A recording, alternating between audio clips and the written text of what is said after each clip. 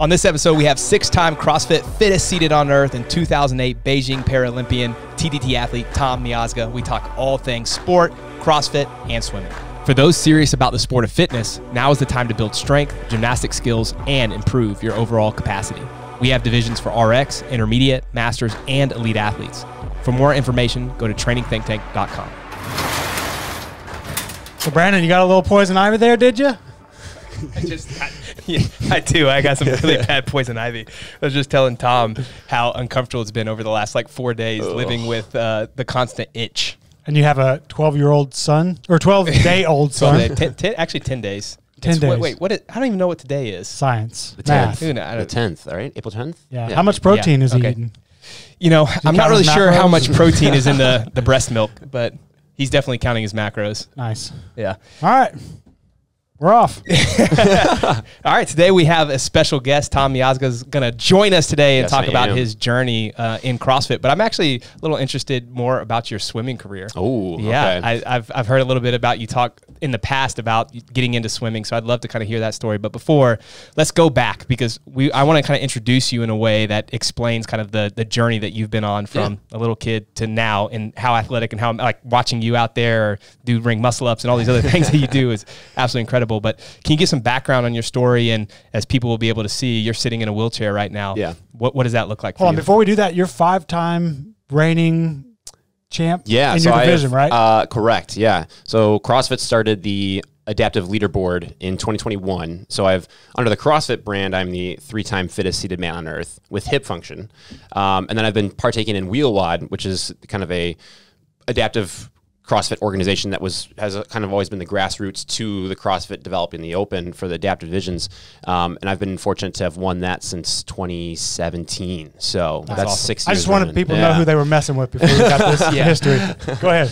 All right. Well, I was born with cerebral palsy, specifically spastic diplegia. There is a grand spectrum of abilities that come with CP. So you can see people such as myself, or even people that are lesser known, like you may not even notice to the naked eye that they have CP, to people that require a full-time caretaker. I was pretty fortunate to end up where I have been, but most of it's unknown too. So some of it may be from premature birth or lack of oxygen during delivery, but mine was completely unknown. There's just something that says, when I try and walk, there's some sort of signal, some neuron firings that just say, okay, we're going to walk. And some point in my spinal cord, they decide to have a panic attack and say, no, we're definitely going to tighten up. My legs are very rigid all the time. And so when you do see me walk, it's a very full body motion. It's really driven by my lower back and a lot of hip swing rather than that normal heel to toe gait.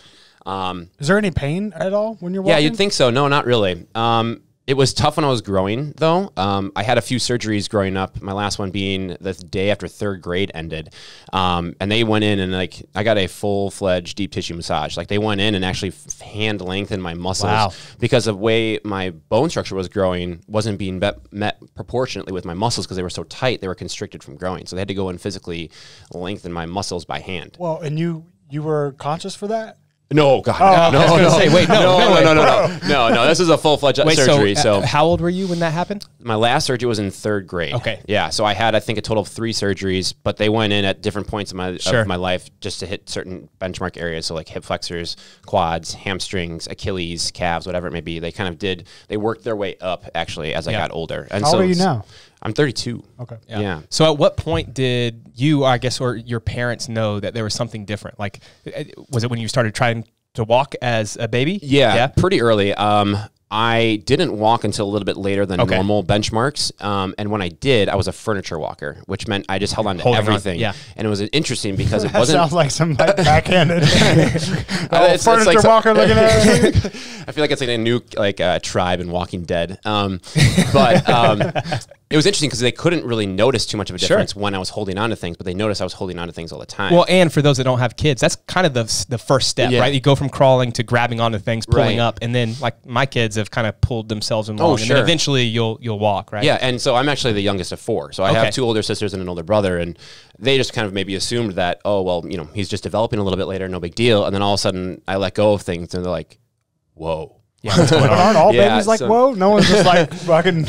No, I know, but there was so much stiff-leggedness to it, and there was just so much swaying with my upper body too that, yeah, we figured it out pretty quickly. Okay. So I think I had my first surgery when I was 5, and then it was again at like 8, and then my last one when I was 9. So. Now, do you remember early on when you were, let's say 3 to 5? I know that's super early in life, but do you remember the struggles of trying to walk?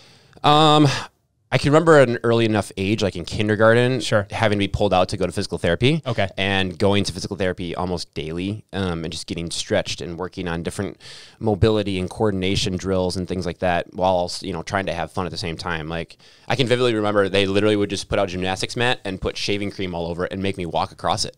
Like, just work on balance. Really? Yeah, it was fantastic. Way. Yeah, I came out a complete mess. It was awesome. But as a 5-year-old kid, you're like, this is awesome. Yeah, exactly. I love this, right? That's really cool. So yeah, there was a lot of neat things that I think helped pave the way to realize that I could do a lot more than I realized. Yeah, shave the way. Totally. Touché. Yeah. So then, as I got into, I would say as I started to get into elementary school at, that 2nd and 3rd grade, I was using a walker most of the time too.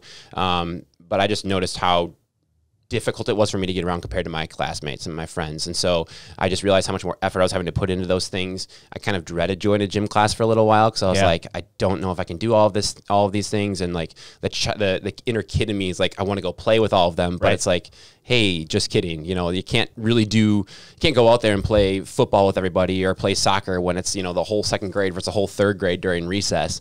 So you just kind of have to, take your licks when you can and work around that. Do you remember, were kids like shitty back then, or were they nice? No. What was the temperature back then? I think it was just more like they needed to know me first to really know and understand what I was dealing with. Mm-hmm. It was very easy. So then after I had my last surgery in 3rd grade, I got my first wheelchair.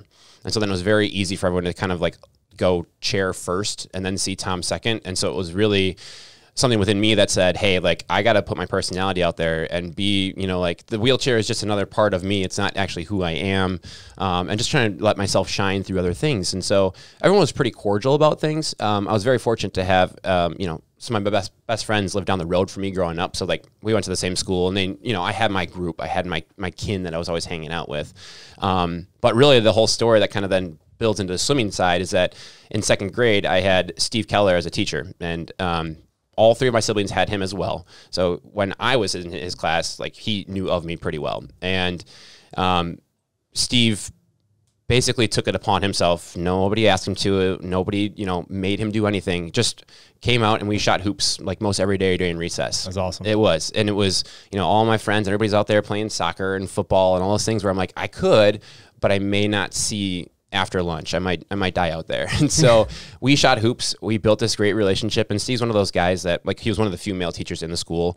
And everyone just kind of wanted to be around him, right? And so when people started seeing me shooting hoops with Steve every single day, it started to gather a crowd. And then more and more people came over, and it was kind of that, dang, Tom's shooting hoops with Steve. Oh my God, right? Exactly. And so, but it was kind of that nudge that I needed that gave me an opportunity for people to meet me more, classmates that I hadn't really talked to much or really hadn't known that well, and just kind of see that I was more than this kid in a wheelchair. And so that really helped me blossom into building a more extroverted personality and just being enthusiastic all the time, which is awesome. Yeah. So, well, for those that haven't seen you, you are extremely athletic and what you can do. And we'll talk about the CrossFit side of things and all of that in a little bit. But how did you, obviously you have a mentor like Steve to lean on, but how did you handle knowing that, I'm sure even then you had the itch to do things, right? Like you talked about, I want to go play football with the guys or whatever, but you're not able to. Like, mentally, how did you overcome that? And then how did that lead you into doing sports? Right. I think the biggest thing is my family just never let me say no. Yeah. Or they said, if you want to try something, let's go try it. I'm very fortunate that my brother and I are about 2 years apart. And so we'd go out in the backyard and we'd play baseball, we'd play catch, we'd play football and all that stuff. And he just innately knew, like, hey, it's going to take Tom a little bit longer. It's going to take a little bit more effort. And like, it was just them being so accepting to helping me understand, like, it's okay to slow down a little bit. It's okay to be a little bit different here. It's okay to not be able to do everything that else is doing, because I still had that go-getter attitude of like, well, I want to play baseball, so I'm going to go play baseball. Like, I'm going to figure it out, And so both my sisters, my brother, they're all really athletic. My sisters played volleyball, soccer, ran cross country. My brother played pretty much everything. And so like I wanted to get as involved as much as I could too, because that was just kind of what ran in our family. Except me, I don't run. So I ended up actually having that last surgery in 3rd grade. And I actually had started my swim career with Steve the year before. So again, that Steve has been that mentor throughout my life. And after we started shooting hoops, it was actually the same year that he opened his swim club in the Cedarburg area where I grew up. And he's like, hey, you know, you've got a great upper body. Like, let's just come try swimming. And the pool had always been a place for me where I felt like a superhero. Yeah. Like my disability was just gone, because you asked me to stand on 1 foot in gym class for 2 seconds and I fall over, and you asked me to do it in a pool and I can do it for 2 days. And it's like, oh wow, you know, you just like, I just felt this empowerment. Right. And so, I'd always enjoyed being in the water, whether on vacations, like in a pool, in the ocean, whatever it may be. And so I just like, well, yeah, like let's go try this out, and totally fell in love with swimming. So then when I had my surgery though, I had to take a break. But I came out of that with a much better gait. When I first started walking, like in that 2nd and 3rd grade, I was really high on my toes. Walking like in the pool? No, like on dry land. And so like walking around, I fell like every 8 steps. And so when they went in, they actually did the muscle lengthening on like my Achilles and my calves. I gained so much more heel control that I was actually able to walk a lot better, and actually ended up playing baseball in middle school. That's awesome. So yeah, it was really neat. And so, you know, my doubles were singles. What should be singles were just kind of like, yeah, I'll take one for the team. I'll go sit down. You know, I couldn't get there fast enough, but you know, everybody in the community was still willing to give me a chance, which was really cool. And that was what's, I think, been so fortuitous in my life, is that no one's really told me no. Like if I want to do it, like, yeah, it's going to be different to get there, but you can get there if you want to, which has always been a really cool mantra I've been able to live with and really blend into from swimming into the CrossFit world. Yeah, we need more of that. Right. That's for sure. Especially in today's day and culture. Yeah. Real quick, before you continue the swimming, can you just walk as long as you want, or is there like a point where it's like, no, I got to take a seat? Yeah, no, there's a point where my heart rate just kind of gets overworked. Yeah. They've done some, I've had some Paralympic teammates that have CP as well, and they've done some like gait testing, and they have said like a normal step or a normal step for an athlete or an individual with CP of like my nature is equivalent to about 7 to 8 steps of an able-bodied individual. Wow. So yeah, it just, and like my dad nicknames me the hot furnace, because even when I walk, I'm burning so many calories, because I'm always, it's such a full body movement for me. Yeah, so it wears out. I would say actually could Have you ever tested it? I have had to do like a 1/4 mile like walk in gym class, like when I was in middle school. Like they had me do a 1/4 mile whenever else did a mile. And I would say like that was manageable. Do you remember how long that took? It was actually pretty zippy back then. It was like 2.5 minutes. It wasn't bad. So you were moving. Yeah, it was consistent. It wasn't like I fell apart. Now that I'm so busy and that I'm doing so many different things, I'm probably in my chair a little bit more than I should be. So I would probably attest that 1/4 mile would be probably closer to like 4 minutes today. Yeah. But that's just something that I probably need to work on more. So with training, or are you often on your feet, or are you kind of staying focused on what you know is going to be tested? So it depends on my cycle, really. Sure. So if as we got closer to the open, I did a lot more seated movements. Right. You know, with hip function, I am able to get out and do full body movements and a lot of those things that are really fun and, you know, kind of really cool with gymnastics. But I try to, you know, if I can do burpees, like I'll get my burpee, but I'll do U-turns when we get close to the open and stuff like that. For box jumps. Yeah, for box jumps. Which, by the way, in a video that will come out at another date, I filmed you doing those. Yeah. Those look so damn cool. They're fun. And it was cool to do them under such a high heart rate, because normally they're not that taxing. Right? They look very technical. They are. You look They're like you very had technical. But if you're breathing hard from something else. Yeah, coming off the echo sprint, it was just like, okay. So it was interesting to kind of have to balance the coordination with the fatigue at the same time. But yeah, back to your point. So like I'm kind of in a phase now where I'm going to cycle off here a little bit. Like I knew the open was coming, and then I knew that was the only stop for the adaptive divisions this year. But then, you know, getting the invite to come down here in April, I was like, well, I'll just kind of train through this. This will be like my, you know, a highlight to cap off the season. And then from here, I'll kind of cycle down a little bit. We'll have the Wheel WOD Open qualifiers in May. Then the semifinal should be in late June. And then the games will be in Raleigh, in December. So like right now I can kind of chill out for a little bit of April, you know, kind of ramp up a little bit in the middle of May again, and then really just kind of focus on semis. And then, Since we jumped there, we can come back to swimming. Yeah. What's the difference between what CrossFit does and what Wheel WOD does now? Ooh, that's a really good question. There are definitely different standards for each division that I think a lot of times we have not been prepared for yet. We as in CrossFit? We as in wheel WOD athletes saw new standards and new heights that were a little surprising at first in the CrossFit side. Okay. What I appreciate about that is that there was a large jump from open to semis, which was neat, because if the seeded athletes are going to be crowned fittest on earth at the semifinals, like, let's make it a gauntlet, let's make it hard, let's make it challenging. So I saw 14-pound wall balls to 10 feet for the first time, and we normally go to 9. So I was like, oh, okay, interesting. And so there was that. There was way heavier dumbbells that we've used in the past, which was nice. And that's something kind of, it's a bottleneck, but it's something I appreciate, is like heavier dumbbells and heavier barbells like that. And then, heavier barbells too. Like we normally hover around like 85, 95 for a seated with hip function athlete. And then we saw things north of 100 pounds, which is probably like one of the first few times we have in competition, which is cool. Yeah. So who is doing all the programming for CrossFit? Do you know? Right now it's Alex Zirkenbach. Okay. He's also a trainer with the Adaptive Training Academy. Right. He's had some hand in wheel WOD in the past, but then transitioned fully to kind of taking over the CrossFit brand of Adaptive CrossFit. So, he himself was injured in combat, and so he's a lower limb athlete himself.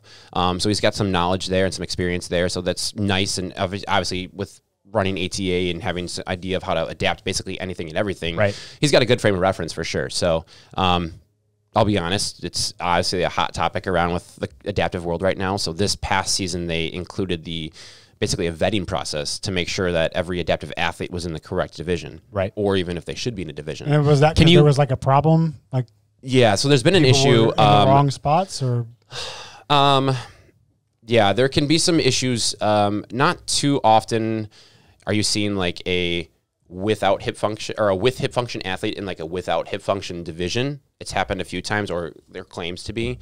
You're seeing a lot of the issues right now in the multi-extremity division, which was the neuromuscular division last year. So that's one of the 3 divisions that goes to Madison every year. Can you break those down for the audience? Because I know many people watch some of the divisions like, for example, the ones that do go to Madison, they'll see some clips, but that's it. No one really understands. I don't think most people listening right now have friends on teams and they don't even watch those heats. So kind of just like a broad brush of the divisions, and then which divisions go to Madison every year. Right. So we have 8 divisions right now in the CrossFit Open. So we have your 3 that go on to Madison that have the last 3 years are your standing upper athletes. So they're missing an arm.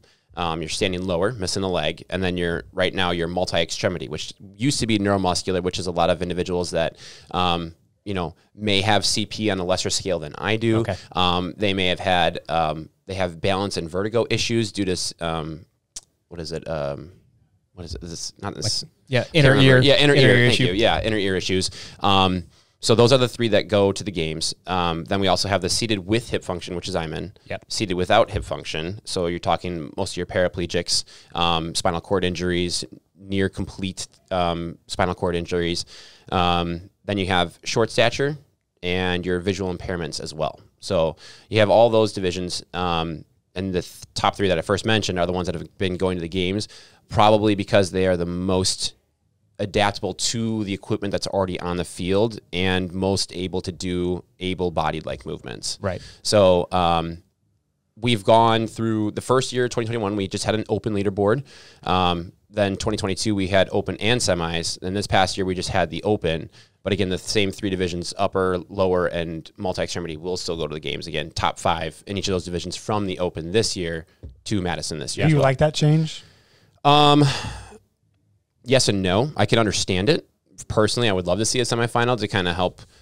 I don't want to be necessarily crowned fittest on earth based on just 3 workouts. I'd like a little bit more, though the tests were really well-rounded and we did get to hit kind of everything. Our thruster was a clean and jerk, so it was pretty cool that I got to test a pretty traditional movement in under fatigue.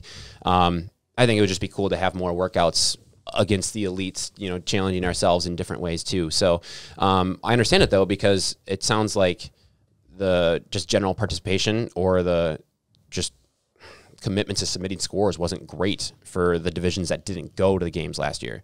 So there weren't... Meaning a lot of people weren't participating, or they just weren't finishing the workouts, or they weren't submitting their scores. But is part of that because they knew they weren't going to the games? Like, what's the point if there's no end goal for them? Yeah, I guess that's just asking. Yeah, no, and I think that's kind of how you have to look at the situation, is that coming from the swimming world too, like the Paralympic swimming world is a very niche sport, right? And so you have to have a certain disability to be a certain class and to be, and it's very, you have to have these couple things figured out. With CrossFit, it's open to anybody and everybody. And for me, it's been a really big breath of fresh air. And so as I'm seeing more inclusion happening so quickly, like we went from an open leaderboard to an open and semis, I was like, that's incredible. Like, that's really cool. And I was really excited about that, where there are other people that are like, well, why aren't we going to the games too? So I guess my perspective has always been a very tight knit, cliquey sport to open to anybody and everybody. Like, this is so cool that we're able to offer this. And so I didn't see a lot of movement and development in swimming as far as, growth and promotion and all those things, where I just can't not see it in CrossFit. Right. So I've been really fortunate to have that perspective and say, like, yeah, I would love to go to the games and I would love to be in Madison throwing down with everybody, but like, this is only year 3 of this as well. And CrossFit's been around a long time, and there are still plenty of things that they need to work on the able-bodied side. So the fact that, some people are asking for perfection and getting everybody there right out the gates is just kind of, whoa, like, pump the brakes here for a minute. So I appreciate having a semifinal, and I appreciate that they're making opportunities for us. And then this year, I think it was just kind of like they were shooting their shot and saying, like, hey, if you guys aren't going to do it, we're not going to offer it, and I understand that completely. Now, my hope is that with 2024, since they are changing the schedule this year and having age group and adaptive go Tuesday to Thursday, and then indies and teams Thursday to Sunday, that there's going to be more room for the adaptive athletes to come next year and have all 8 divisions there too. So, now, what would you like to see long-term? Not 2024, but let's say 2030. Like, as you kind of grow into the sport, I'm sure you're going to have a major voice in what they do. Hopefully you do. Hopefully they listen. That'd be fun. What would you like to see happen? I would just love, I think if you're running a similar streamlined path of having adaptive athletes that maybe are competing at a live semifinal, that they go through the open process, we go through a quarterfinal, we go through a semifinal.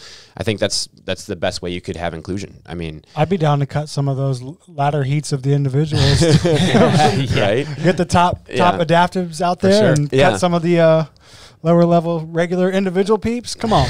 So where is the interest right now in the adaptive community as a whole? Like, how many people are signing up for the open? Are people excited about where CrossFit is and what they're doing? Like, where's the heartbeat of the community? Yeah, I think it's definitely growing.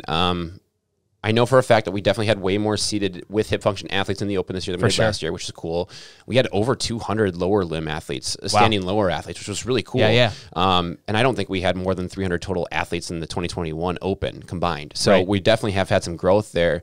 And I just think there's becoming more and more education, which is really the first step to all of this, is just saying, like, hey, we are noticing that this is possible, and we're seeing athletes do these things, and we're seeing them be able to maneuver around a gym, independently and feel like they're promoting their own daily functional fitness, which is awesome. And so now it's becoming about trying to promote the education to L1 staff members or L2 coaches at their gyms that have never worked with an athlete before. And what I love about what ATA says, the Adaptive Training Academy, is it's not if an adaptive athlete shows up at your gym, it's when an adaptive athlete shows up at your gym. And so it's neat because just building those grassroots of saying, like, here's how we get you involved, here's the open process, here's semifinals, here's what you can do. Right now, seeing the amount of education that's being built is a true reflection on why we have more people in the open, which is awesome. So I think it's really neat. I mean, I know just as more and more familiarity becomes relevant with, like, watching the athletes that are competing at the games, like the Casey Acreys and those beasts of the world, it's like, like more kids are going to see, like, this is possible for them. Totally. And so it's really neat that I think we're heading in the right direction. And I would just love that. I think the best thing we can do is get every athlete of every division, or, 5 athletes of every division out there to the field to say, like, hey, the kid watching at home in a wheelchair, or the kid that can't see is hearing that somebody is out there that can't see and they're still doing pull-ups or bar muscle-ups. Like, what? That'd be incredible. That was cool. Adam brought his nephew in town. I saw y'all hanging out. Yeah, he was awesome. Yeah, little Thomas. A little bit? Yeah, it was really cool. He was a sweetheart. He was really excited, and his mom Sarah had warned me, like, he's really shy. He may not say a word, and he didn't stop talking for like 5 minutes. I was like, "Are you sure you're talking about the same kid?" Like, but it was really neat, and it was really fun to just kind of give an opportunity for him to see what's out there, and just like young, like, I felt so much nostalgia seeing him and seeing the leg braces and seeing him walk the way he was, like, oh my God, that was 8-year-old me too. Did you ever have that moment where you got to, like, meet someone older than you in the same situation? No, it really wasn't until I was in Paralympic swimming. Like I remember going to my first Paralympic swim meet, and that was the first in like 2007. And I was like 14 years old. And that was the first time I saw somebody walk like me. And I was like, oh, like I thought I was the only one because it was so unique and so different. Yeah. And then I'm like, we're everywhere. Like, look at us. This is awesome. Now, so, like the town you grew up in, was it very small? Yeah. So I'm actually still living where I grew up, Cedarburg, Wisconsin. It's like 25 minutes north of Milwaukee. Okay. About 90 minutes from Madison. Right. So you don't have a bunch of exposure to others. Yeah. No, it's 12,000 people. And so I was the only kid in a wheelchair in my elementary school at the time. And then same with middle school. So it was just kind of like, yeah. And that's where I was really committed to like not being the kid in the wheelchair. You know? So. Are you a Bucks fan? Huge. Yeah. Yeah. Did you ever play basketball after you and Steve? A little bit. So what was actually cool is that UW Whitewater, which is a state school within Wisconsin, has a really incredible wheelchair basketball team. Like they've won the national championship over and over again. Yeah. That's cool. And so they brought a demo to, like when I was in 5th grade, they brought a demo to like an assembly at school, and they played and they threw me out there with them and stuff. And it was like, oh my God, that was really cool. And they invited me to their camp that summer. I did all right. Yeah, it was good. Were you like, what the heck, guys? I wasn't ready. I felt fast, obviously they were trying to, give me a chance to earn some chops, and let me get the steal or let me get the basket. But I ended up going to a wheelchair basketball camp that summer down at Whitewater. It was neat. I enjoy watching basketball. I'm not a huge basketball player. I'm more of a baseball guy myself. So I enjoyed it, but I could tell it wasn't going to be my sport long term. Man, I watched a video of a guy that was just draining threes from the wheelchair. Oh, yeah. Like, I mean, they're amazing. They have great shots. Yeah, like Steph Curry, perfect elbow, great wrist position. It was very impressive. Yeah, well, it's neat because I buy so my wheelchair is through Performax, which is the company that outfits the entire Team USA with their wheelchair basketball chairs. So they specify in wheelchair basketball chairs. And like I think I've posted videos of like wall balls or something on my Instagram, and the owner, Chris Comer, who's a former Paralympic basketball player himself and runs the whole company, he's like, we got to get you on the court. Like those wall balls are too easy for you. And I'm like, no, man, I'm good. I'm stuck. I'm here now. It was funny because I asked him about his chair the other day. I was like, is it kind of like shoes? Is there like rival companies? And they're like, or are there? Is this I actually coming out with the Performax 7? Yeah, right. That Performax 6 ain't shit. Not too much. I think you'll see a lot of, at least in the U.S., you'll see a lot of your athletes in Performax chairs. Okay. What's really nice about this chair that I have is it's a box frame. And so all my previous chairs before this one have had 2 different centers of balance. Like there's a center of balance for the front wheels and a center of balance for the back wheels. This is all one solid center of balance. And especially when I put my 5th wheel in from like anti-tip, like lifting is a dream. It's really fun. It's really easy, and I don't really need a lot of support. Where my past chairs, like if somebody wasn't holding me, even if I had like anti-tips on, like the center of balance in the back of the chair, since the front is always up, was like it could go out in a second. Yeah, so I feel really sturdy in this chair. But a lot of Europeans use RGK, I believe, is a brand out there, and they're really built for like powerlifting chairs. Like they're very dense, they're very thick, but they're very simple in their frame. Where it's just like a couple pieces of like aluminum welded together and then some wheels on it, and but it's just really built for like, I think Kevin Ogar, you might know Kevin. Yeah, he's got one of those chairs, and I think the load capacity is like 500 pounds on them, so they're pretty impressive. If you want to lift heavy, if you're gonna go heavy, you get an RGK chair. I believe it is. Cool. So let's back up a little bit. We talked about CrossFit, but how did you get into it? Like obviously you were swimming, which I still want to touch on a little bit. We're jumping everywhere. No, that's okay. That's cool. How did you find CrossFit, and then how did you get into it? Okay. So I retired officially from competitive swimming in very early 2016. I had aspirations of going to Rio. Like I qualified for Beijing in 2008. I had barely missed London, had a big kind of downward spiral, and thought 16 was going to be the redemption tour. And at the same time, I was finishing my student teaching semester at Marquette. So I was an elementary education major as well. Yeah. And looking into 2016. Was that because of Steve? Probably. Yeah. I mean, let's be honest. It kind of all goes into that 2012 cycle, because I was actually at St. Louis University first, studied in physical therapy. Long story short, I left St. Louis in the fall of 2011, came home and trained for London full time, missed it by 100th of a second, and then had no plans. And so plan B ended up, I got a job coaching swimming with the local high school team, fell in love with it and wanted to make my life around it. And so I ended up transferring to Marquette. Hold on real quick. How did you take that, losing by just that much? Was it tough? Or? Oh yeah. I had no other plans. There was nothing in the cards other than going to London. So it was an all or nothing, and I didn't have any idea what nothing was going to feel like. How long did it take you to mentally recover from that? I mean, I was fortunate to have such a support system and then find coaching so quickly that it kind of reinvigorated me. But it was a good couple months of like just shoulda, coulda, wouldas, you know, like what if I had done this one time better? Like, I can't believe that one morning I slept in, or that one day I didn't do all 10 reps on the lat pull downs, or, you know, like something like that. Just so like you just were questioning your validity and everything that you just fully surrendered your life to, you know, and made all the sacrifices and put all the time and effort in. So it was a lot. I'd love to get into it more, but I don't want to forget the point that I'm finishing. So, no, go ahead. Because we'll go off forever on that. So then in 2016, I was finishing my student teaching semester. I had to go through like the schools that I was at, like actual physical semester break, which was like mid-January. And I woke up the last day of the meet and I was like, who the hell is going to hire a first-year teacher that needs to miss potentially the first month of the school year because he's going to be gone at the Paralympic Games? And I was like, no one's going to hire me, and I don't want to come back and just sub for all this time. Right. And like pragmatics just completely took over, and I was like, woke up, I went to the pool, I'm like, yeah, it's my last day of swimming. Like, I'm done. Like, it was it. And I just up and retired after that national meet, and it was like, and it was so odd because I felt so content with it. And it was something I hadn't felt in a very long time since missing the games in London. It was like, I never really felt like it was ever enough. So it was I like kind of knew with how content I felt. That was like, the right decision. This is the right move right now. And so then I took a couple months off. I was fortunate enough to get my first teaching job in, a community just down the road from where I live. Taught 4th grade, and I just kind of felt myself walking around the classroom kind of like, okay, I could tell my hips haven't been in the water in a little bit, and that, you know, I'm losing some of that mobility and that flexibility. And so our local affiliate was neighboring a they're called muscle movement team. So massage, chiropractic, PT, you know, clinic. Right. And I got set up with them first and just kind of working on a lot of the movements that actually my body never adjusted to as an infant. So like a lot of those benchmark developmental, like my hips are always turned in. They never really turned out like an infant's would at some point. And so just kind of working on trying to get the neurons in there to fire. So I was doing a lot of PT work to start. It eventually emerged into working with a CrossFit coach on the other side of the building and just kind of trying to immerse a little bit more fitness into what I was doing and try and elevate maybe with some more weights or something.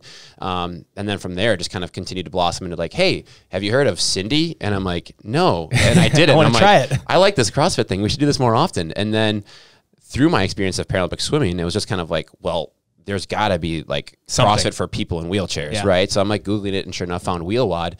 So I started CrossFit in August of 2016, and I ended up winning the Open in 2017 for the Wheel WOD seated division. I was like, okay, but then literally had no idea what I was getting myself into, so I didn't go to the games. So I'm like, even though I'd won the Open, I was like, I'm not ready. Like, I don't know what this is. I don't know who anybody is at this point. Like, I'm emailing the guy like, hey, I can get out of my wheelchair. Like, can I still be in the seated division? You know, I'm emailing Chris Stoutenberg, the owner, and it's like, absolutely. We have a division just for you, people like you. I'm like, all right, great. And so I had a ton of FOMO when the games came around in 2017, and then I was like, all right, we're into this. And I got to do this. Yeah, I just went full steam ahead from late 2017 on, and here we are. So you talked about Cindy. When you started, and this is actually a question I guess even now today, how are you looking at regular CrossFit work? Cindy, a benchmark where there may be something that you have to adapt. Mm-hmm. How are you thinking about adapting those workouts? Or are you leaning on a coach, someone else to adapt those workouts for you? Like, what does that process look like? It's got a lot of variables to it, honestly. So Jason Olenichek, who is the owner of Adapt and Conquer CrossFit, which is where I work out and coach as well, he's been my wheelman through everything too. Yeah. So he's always been fantastic, you know, in giving input about workouts, stimulus. And then for me, a lot of it is my CNS can be triggered really quick. So like if you see me handstand walking, my legs are shaking like a mofo out there because my body's just like, holy cow, you're trashed right now. You're so tired. And so it's just kind of playing with that first and saying, well, how do we feel today? How close? We call it a gaslight system. So like if you see the gaslight come on, it's like, hey, this is kind of time to stop. It's not time to keep pushing through because then you're going to blow yourself out for 3 more days. Right. So it's, if I look at Cindy, instead of 5 rounds, maybe I'm doing 3 rounds if I'm really tired. Okay. Another variable then is for me with hip function is I can do air squats. So I'll typically put like a foam block in between my knees to make sure that I'm still getting some good adductor firing. Really make sure I'm emphasizing through my glutes and my hamstrings. So I can do the squats, but it's also like, do I need to do 50 of them? So sometimes it's toning that down to going like 20 of those as well for 5 rounds, or maybe it's doing 3 rounds but with 50. So it's kind of playing with that as well. And then depending on where I am in my season, if I'm getting closer to, you know, wheel WOD games or open time, like I might rip dips, because we often do dips for squats. It's this, you know, very similar locomotive motion for our arms that are basically our main source of transportation. So when you're looking at programming closer to the season, you're looking at what they've tested in the past, and okay, maybe they'll use dips instead of squats, or in this case, instead of a box jump, there may be a turn or something like that. U-turns or Florida box transfers. So I'm just I always just try and take what we've seen in the past and what we could kind of expect, much like we would with the open, and just say, let's do it with this today. Let's do it with this tomorrow. Let's try this, you know, and just throwing different movements and different adaptations to it, and saying, I mean, that's the cool thing about it, is that depending on your ability as a disabled athlete, is there's probably a lot of ways you can match the stimuli, but do it completely different than somebody else, right? So I could do air squats, but somebody else seated with hips may do a dumbbell bench press, you know, to get those squats done the same way. And we're still blasted in the same way at the end of the day.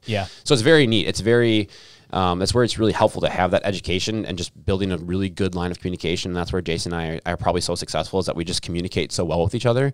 You know, I've been very fortunate to have, you know, yourself and Mike and Max and everybody here just be willing to give me opportunities and ideas of things I need to scale down as well, or adapt to as well. When did you jump on with us? It's been about 2.5 years, 2 years. Yeah. And then from the jump, you just took TTT Compete, and then you just looked at it and then changed it. I loved it. So I think actually it was, at that time I was working with Kevin Ogar directly, and then he got hired as the, I keep forgetting the title for this. He's in charge of like the West Coast gyms. I know Chase Ingram's one of them as well for CrossFit. They're a leader of some sort. Like they kind of are in charge of regional affiliates. And it just overwhelmed his schedule. And so we mutually parted ways, because I knew he was going to be so busy. So I kind of had a limbo stage of like, let's try Mayhem, let's try ComTrain, let's try, you know, Training Think Tank. And I was fortunate to have 2 members at my gym, Jacob Mason and Richard Essig, who were also doing Training Think Tank at the time. And I'm like, well, it'd be fun to work out with people too. So I jumped on, but just fell in love with the programming. It was just straightforward. I felt like everything I could do was very adaptable. It was easy to, you know, get involved with it. And the amount of work was really, really appropriate for me at the time too. So that was always been my battle, and still probably is my battle, is the quality over quantity situation, and just not trying to overwhelm myself. And I felt like going into the TTT programming, I felt in control of everything, and I felt on top of things, but still felt like I was progressing, which was really cool. So now, Brannen, did you know when he joined the group? You know what? There's actually. Did you reach out and like tell anybody? No, Mike and I talked once. We knew who he was, but there are times where like he asked a question one time on the water cooler, and I like, you know, we get, I got 100 questions in a day, and didn't read the person's name. So I knew who he was and answered the question is like, oh man, I can't even, this is such a bad story. Hold on. You're saying you knew who he was, but you didn't realize that was the person asking the question. I didn't read Tom's name. I just saw the question on there. And you know, one of the things we pride ourselves on in the program is being community oriented and customer obsessed. We want the athletes to know that we're there and we care and we're reading their responses and responding back. So I responded. Yeah. No, it's very true. I feel that every day. I responded back, and it was like a question about, I can't remember. You were asking about like a squat variation or something, and then I gave him something that wouldn't have fit with what he can do. I think I remember. I think I can remember this now. It was, I don't know exactly the squat variation you gave me, but I was just like, no, there's no way you can do it. I appreciate them trying, but I'm like, this isn't going to work. It was kind of like, well, I'll just figure something out. I actually meant to pull that up before to remember what it was, because I wanted to tell the story, but I felt obviously like, I'm like, man, this is like my fault. But Mike reached out and was like, hey, that's Tom. And I was like, oh my goodness, I can't believe I just told him to do something he can't do. So that's all good. But yeah, but Tom's been very autonomous with the programming. So you're taking what we're writing and you're basically making most of those decisions on your own, which I think is super impressive, because there are still days where there are some things that are probably very complicated to adjust. Oh yeah. And so I know you have a team around you too that's helping you, to your point, like with Jason and others, I'm sure. Right. But I would be more interested in kind of diving down that route of like, you know, if there's a training day that has a bunch of stuff that you are adapting, like how are you figuring out how much is too much or how little is too little? Right. Well, I think the nice part is that we can, as an athlete, you can expect that there's different focuses on every single day, right? So like when we had the endurance session or we had the strength session and then we had a heavy Metcon session, like I was actually able to take, you know, if we had 3 sessions in a day, I'd probably try and get through 2. Right. I usually only work out 1 time a day in between pockets of coaching classes, usually mid-morning. So it's, you know, the strength and the Metcon one day, and the next day it's strength and endurance the next day. And then it's, you know, maybe I'm trash and I only can have time for one thing. So I do the high skill Metcon that day. And then, so it's been nice to be able to take pieces and move them around to feel like I'm working with what my body needs that day. As comfortable as I feel it, especially from my swimming background, like longer endurance sessions, like long rows or long ski sessions, like they actually blow me up more than I was ever expecting. I think just CNS wise, it just wears me out and it's harder for me to recover from those. So like I have to be really smart about where I put those in my week because I don't want to do them on like a Tuesday and kind of fight through too much on Wednesday where like my active recovery Thursday doesn't do anything but make me more and tired. Wednesday's training is bad too because you just don't feel it. And then I have like nothing for Friday or Saturday. So this is something that just in general CrossFitters fight, right? Like it's not just you, but this is, we push back on this all the time and compete. And with our individual clients that we work with of like, sometimes less is more.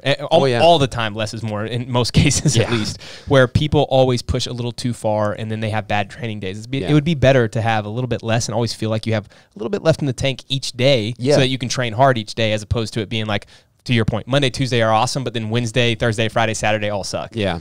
And that's where I still fight myself too with my ego of it all because like I know I'm very capable of doing a lot of things. Totally. And so for me, it's like I want to push my body the way my body needs to be pushed and not necessarily just too seated with hip function standards. Like, I don't know many of other guys that are doing full hang ring muscle ups at this point, right? So it's like, if I can do them, I want to do them, you know? So it's, but then again, sometimes that bites me in the butt and then all of a sudden I'm blowing up my rest of the week. And then it's like, shoot, like, should I have really done that? Like, and it's been really cool to be able to be here this week and kind of try and adapt the workouts we're doing as a squad and say, hey, how comparable are my numbers really? Like, am I actually doing the appropriate number based on, you know, where I see myself as an elite athlete? Like, you know, am I doing something similar to Brent this week or Alexis this week? And like, are those numbers making sense for, you know, where they would finish in this style of a workout versus where I would finish in this style of a workout? So it's been a lot of learning, but it's been really cool. So last week, I think it was last Monday, you did a workout that was 20 cal echo bike arms only into how many ring muscle ups did you end up doing?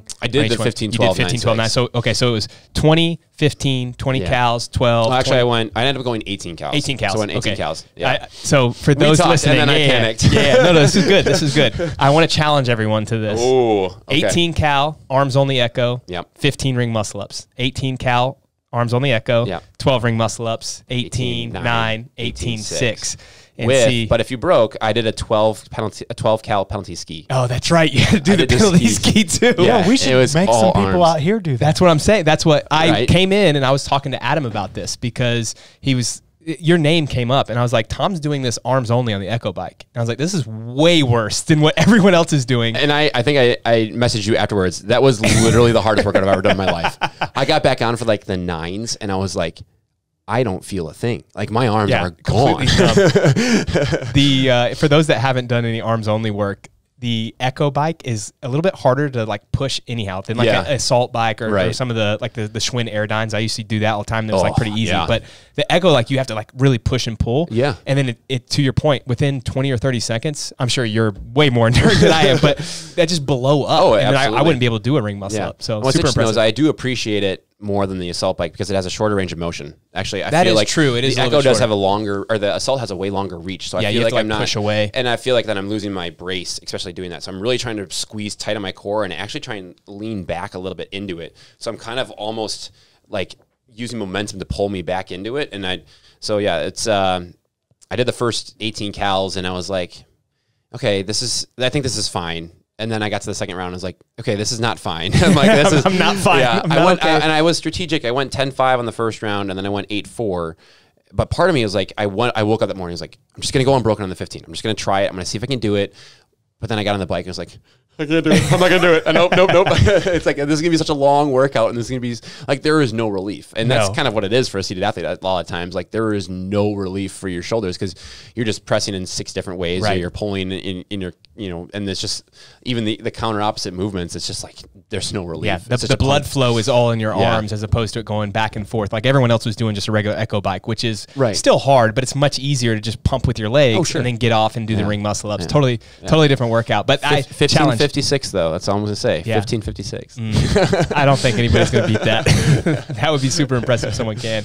So moving forward with training, like what are the long-term goals? I know you talked about like what you want to see in the sport of CrossFit, but for you personally, where do you want to be? You talked about you want to do things that maybe aren't tested right now. Like you're challenging yourself with doing hard ring muscle up workouts like that. But where's the end goal? Like when are you going to finish and say like, that's what I wanted to do? Yeah, that's a really good question because I don't know if I found it yet. Yeah. I feel like I've been really fortunate to be able to try so many new things and be able to evolve in those and see them progress in such a way. Like this morning when we did our 20 cal echo, 30 burpee box jump overs, and then 15 wall facing deficit handstand push-ups. I didn't go deficit because I'd never done them in a workout. Like I did them once or twice, maybe in like a little like for quality strength piece at the end of a workout, but I'd never done them in comp like that. But then you did them unbroken today, and I did 15 unbroken. I was like, shoot. So like for me, I was kind of like trying not to be like, I should have done them with a deficit. Like, darn it. But like, it was just a good learning moment where it's like, okay, well, I can still do this. And so for me, I just want to feel like I'm making progress. You did the ramp your first time the other day? Yeah. Oh man, that was so impressive. You just posted that on Instagram. I saw the video that you posted. I think you posted. I posted one too. I saw yours. Yeah. But it was, that was like, I had never ever even tried it before. And all of a sudden I just started moving. I was like, keep momentum going. And just all of a sudden I was on the top and it started coming down the stairs. I was like, I didn't even know what happened. I was like, what's going on here?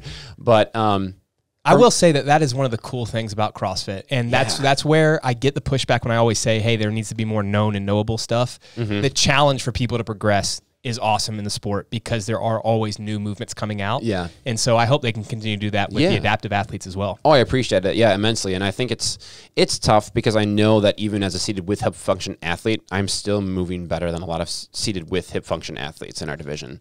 So a simple, wheelchair to floor transfer or vice versa, that's like a huge transitional thing in a workout. Right. Like if you can do that fast, you're gone. Yeah. And you can blast through that workout. So yeah, even with swimming, like I'm a sucker for pain. Like I enjoy feeling sore because it's a reward, like in a gratification to say like you've pushed yourself beyond what your potentials thought that day, and that's why you're hurting, and that's awesome. And I don't really have an end until I've kind of told myself, like, if we can get the seated divisions to Madison, like, I'd love to at least throw it on one time, Absolutely. Maybe call it a swan song there and know that, like, we're set for the future and know that's going to be a continual part. Like, I'd love to be a part of paving that way. But last year I was fortunate enough to actually commentate the adaptive divisions for CrossFit's broadcast, and I loved that. Did you have a good call? It was great. Yeah. Boring? No, I had like a pause word. I said absolutely like almost every time I started because I needed like a second to think and really hard get to my next thought to go. But then I was like, well, you're live, but you don't want to sit there with no pause. I'm like, absolutely. Like you can go back and watch it. And for like the first half an hour, it's like, absolutely. It was over and over again. So, it's so funny you say that because this was when football was still on, but I was joking with my wife and I was like, I'm going to commentate over a play and see how good I am. And it was so bad. It's so much harder than you'd think to actually call the play. No, it was funny. Like a week before I actually had to go, I made our kids play water polo. As I'm a swim coach by day, right? And so I made my kids play water polo, and I'm like sitting over on the bench on the side, like quietly, like commentating myself, like, and pass the ball this way, pass the ball. Just like trying to get a little bit of practice, but I definitely didn't know what I was walking into when I got there. What are some of y'all's all-time favorite sports calls? Do you have any that comes to mind? Oh, Brannen? Well, the first one, everyone's going to hate it because especially you, Chris, but it's Tiger Woods on 16 at Augusta. Why would I hate that? 100%. Yeah, do you like that one? 100%. Yeah. Do you know that call? No, I don't know. It's Vern Lundquist. He's off on the side. He's against Chris DeMarco in 2002, I think. And basically, there's an on-course announcer, and then Vern Lundquist is like the color guy that's in the booth, right? And the on-course announcer is the one that always says like how the shot's going to be, and this is going to be hard, it's going to be easy. And the guy's like, there's no way that he can get it within 5 feet. He's up against the fringe. He's going to have to hit it 25 feet left. I think it's going to stay up on the hill. Yeah. And then they just go quiet. No one's talking. And then all the crowd's just completely quiet. And Tiger hits it up on top of this hill his back is basically facing the pin. Oh, so it's it was unreal. Opposite direction. Yeah, it was unreal. Hits it up there. It stops for a second, then kind of slowly trickles down. And then Vern Lundquist. Do you know who Vern Lundquist is? I've heard the name. Yeah, he's old CBS guy that did all the college football, and he's like this beautiful, deep, rich voice. Yeah. And he's like, come on down. Come on down. And then it goes and it pauses right there on the edge of the cup. With the Nike logo. Straight up there. The perfect Nike advertisement. Yeah. And then it falls in. And he's like, oh my goodness. It was awesome. Nice. It's electric. That honestly Do you have a favorite call? That would have been top 3 for me for sure. Yeah. I mean, off the top of my head, the cliche, the miracle, to believe in miracles, it's always pretty awesome. That is true. Wait, who was that one? The U.S. hockey team beating the Soviets. Oh, okay. Yeah. Didn't they make a movie on that? Yeah. Miracle on I Ice, never man. saw it. Oh, it's a good I never one. saw it. I remember they did. Mine might have to be second place. You can't go wrong with Havlicek steals the ball. You've seen that one, the old Celtics game? Yeah. That's a good one. And then, but the all-time greatest is the 1998 King of the Ring Hell in a Cell match between Mankind and The Undertaker. Y'all know what I'm talking about? Yep. You lost me in that one. Vaguely. Where he gets thrown off the cage, and Jim Ross, God bless him, is like, as God is my witness, this man has been broken in half. I'm trying to think of a football one because that's all I watched growing up, but I can't think of a good. I mean, I can think of all these amazing plays, but not like a good announcement of the play. That's hard. Yeah. Anyway, so you're working on your craft? We're working on my craft. Yeah. I'd love to continue doing it. Hopefully going back this year. Haven't heard anything, but haven't heard yes, haven't heard no. So, check out some Jim Ross. Yeah. Everyone that's listening, let's get on CrossFit. Make sure they get all the divisions to Madison. It'd be fun to watch, Tom. So you're not commentating, but you're actually competing there. I told him I'll wear a live mic. I'll wear a mic as I'm doing it. Like, this workout's really hard, guys. I can't breathe. Absolutely. Absolutely. They did a little bit of. Did y'all see the NBA All-Star game this past year? I think it's 2 years now they've done it. Oh, I've heard that. They put the mic on, but then you could talk to the commentators. Yeah. Oh, nice. And so Shaq and them were talking to. I think it was Donovan Mitchell. Oh, nice. Like, hey, shoot it now, shoot it. And he'd shoot it now. And it's like, this is wild. That's awesome. They've done that in a couple sports. I think it's pretty cool. I do. Oh, Sunday Night Baseball, they do that too. I love that. Yeah. Well, Tom, thank you so much for coming on, man. You've thanks, been an inspiration to us, and it's exciting to see where the sport goes. I'm excited. Glad to be part of TTT. Yeah. See you guys. Shaka Bras.